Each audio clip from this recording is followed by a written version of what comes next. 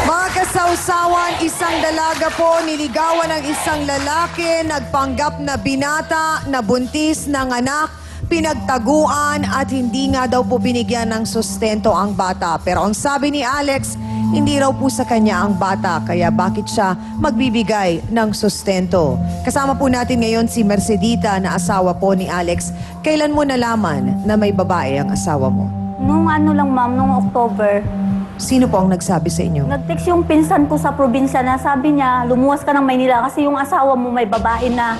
Naunawaan namin na bilang asawa, masakit din para sa'yo nang nalaman mo. Oo po, masakit sa akin. Nung nakarating ka dito sa Maynila, nagkita kayo ng asawa mo, inamin niya sa'yo ang lahat. Oo, inamin. Anong sinabi niya? Sabi niya, totoo yung sinasabi ng pinsan mo na may babae ako. Naikwento ba niya sa'yo na nagpanggap siyang binata at yun ang pakilala niya? Oo, kwento sa akin. Kaya daw pumatol si Marie sa kanya. Anong naging reaksyon niyo nung nalaman niyo na may bunga pala, may anak silang dalawa? Nagagalit po ako sa asawa ko. At saka kay Marie.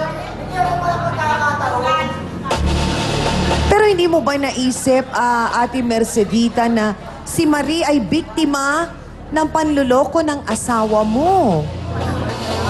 Ito bang unang pagkakataon na ginawa ni Alex sa'yo to? Oo, first time, ma'am. Mas maganda kasi ako sa'yo. Kahit probinsyana ako, mas maganda ako sa'yo. Ikaw, ang Kapal naman pangit ang mukha mo. mo. Pamukhang ita ka. Ang Ikaw yun, bata-bata mo. matanda ka na kasi. Eh, Asawa mo. Hindi mo tinatanong kung sino ang Balikan lang natin yung problema dito. At yun nga ay yung nagkaroon ng bunga ang 3 taon nilang pagmamahalan. May anak sila, Ate Mercedita. At humingi ng sustento si Marie. Kaya ma'am, hindi naniniwala yung asawa ko na sa kanyang anak. Paano kasi maraming boyfriend yung babae na yan? Paano Ano naman na po yun ninyo muna? nalaman? Nasa probinsya kayo. O, wala kang alam eh. Hindi mo Sinabi nga ng alam na asawa ko, niloloko ka ng nakikita asawa daw mo niya, eh. palaging Wala kang na- alam. Maraming lalaking kasama. Ngayon lang kayo nagkita ni Marie. Oh, Sinabi ng asawa ko sa akin pagdating na yung naging babae ko ngayon, maraming lalaki. Wala ka naman. Hindi ako maniniwala nga sa akin yung anak. Ate Mercedita, kung nagawa ngang magsinungaling ng asawa mo na siya ay binata, naniwala ka naman doon sa sinabi niya. Hindi. Nagawa nga niyang sinungalingan si Marie at sinabi niyang binata siya, naniwala ka naman nung sinabi niya sa'yo na may ibang at maraming boyfriend itong si Marie. Siyempre palalabasin niya makatirin ko si Ma'am. Naniwala ako, ma'am, kasi sabi niya talaga, marami daw talagang boyfriend yung babae na yan bago niya Wala naman nakilala. siya nakitang pruweba eh. Mga ka-face-to-face, nabanggit po ni Attorney Acosta na isang paraan lamang po para malaman kung si Alex nga ba ang tunay na ama ng bata. Gusto ko lamang tanungin si Marie. Marie, willing ka ba na magkaroon ng DNA test para malaman natin kung sino ang tunay na ama ng bata? Opo. Ikaw, Alex, Opo. handa ka? Handa po. Handa kayong dalawa pareho sa magiging resulta ng test na ito? Opo.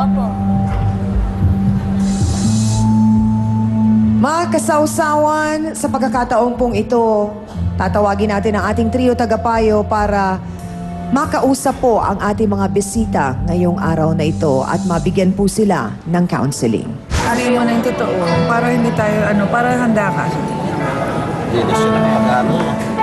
Sige. Sabihin mo kasi, para din alam ng nanay mo. Walang alam ang nanay mo. Wala talaga po. Makakatawag ka ng nanay mo kung hindi man yun. Kasi kailangan maintindihan Ang na. alam ko lang Bago talaga. pa lang, maintindihan na natin pare-parehas. Ha? Sige, paano kung hindi? Diba? Oh. Mga kapatid, bago lang po nating tuluyang isara ang usaping ito ni na Marie at Alex, mas maganda po kung malaman nating lahat ang totoong pagkatao po ng baby ni Marie. Malalaman po natin ang lahat ng katotohanan. Panoorin po natin ito. Ito po ang mga results na nangyari. Dito po makikita nyo Meron siyang 16 regions. Makikita niyo dito, ito po yung sa mother. Ngayon, there are 2 alleles. Yung sa mother, yung isa galing sa mother din niya, yung isa galing sa father din niya. So, bawat tao may 2 alleles. Ngayon, ang kino-compare po natin yung sa mother allele saka yung sa father's alleles. So, dapat kung pareho silang, kung biological father siya at yung mother may pareho sila, lalabas sa anak yon. So, minsan may nagkakapareho dahil yung mga ninuno natin may parehong genes talaga.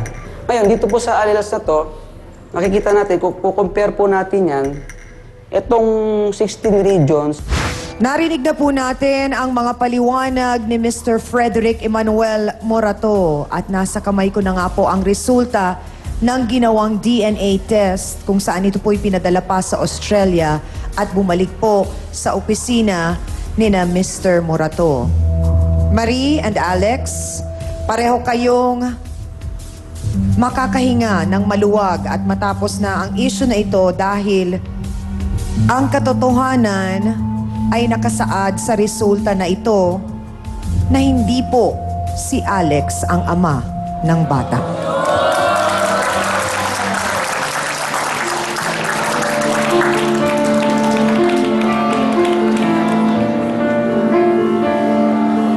At sana nga po sa lahat ng mga kababaihan, lalo na sa mga kabataan, maging leksyon po sa inyong lahat ang naging kwento ng buhay ni Marie.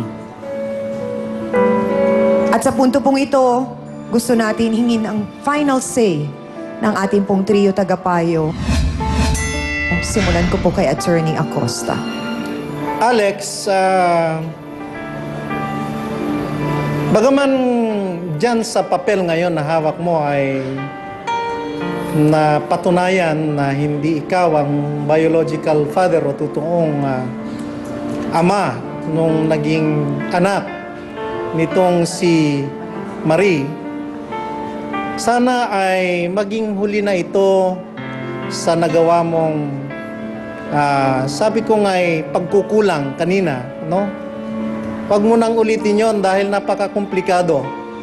Huwag mong paglaruan ang buhay, huwag mong paglaruan ang anumang damdamin ng isang babae.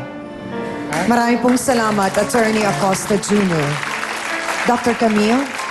Alam niyo, sa puntong ito, talagang sabihin na natin na napakahirap para kay Marie dahil kasi masyado yung assertiveness na pinakita niya kanina eh. Kaya nung nagka-counseling kami, talagang sabi ko sa kanya, paano kung hindi? Ngayon, na nalaman mo, dapat lang na mag-umpisa ka ng maayos at ayusin mo lahat. Natutuwa rin naman ako na kahit papaano si Aling Merly ay nandyan na kaagapay niya at nagsusuporta. At siguro sa tulong niya, Aling Merly, ay malaki po ang sabihin natin na maaaring maging pagbabago po sa buhay ni Marie. Salamat po, Dr. Camille Garcia.